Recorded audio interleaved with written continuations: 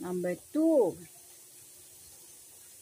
they took off my clothing and stung my body with iron joints. So, hinubaran siya at tinusok ang kanyang katawan ng mga iron joints, mga matutulis na iron na dulo, siguro yung mga sibat or basta with iron joints.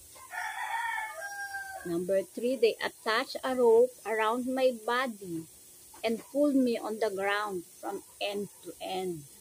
So ito pa yung tinalian siya sa katawan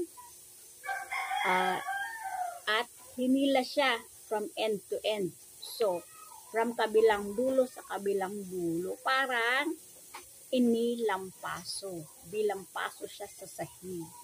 So, pinalian siya sa kanyang katawan. Number 4,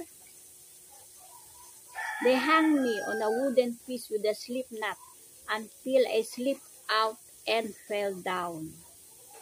Overwhelmed by this torture, I wept bloody tears.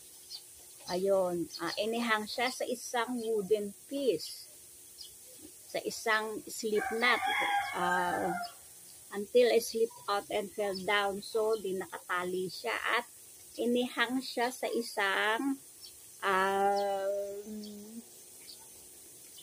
wooden piece. May slip knot na hanggang mahulog siya. At dahil dito sa torture na ito ay nagkaroon siya ng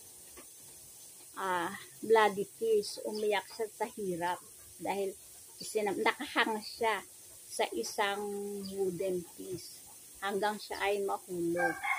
At dito ang kanyang muling pagluha ng dugo.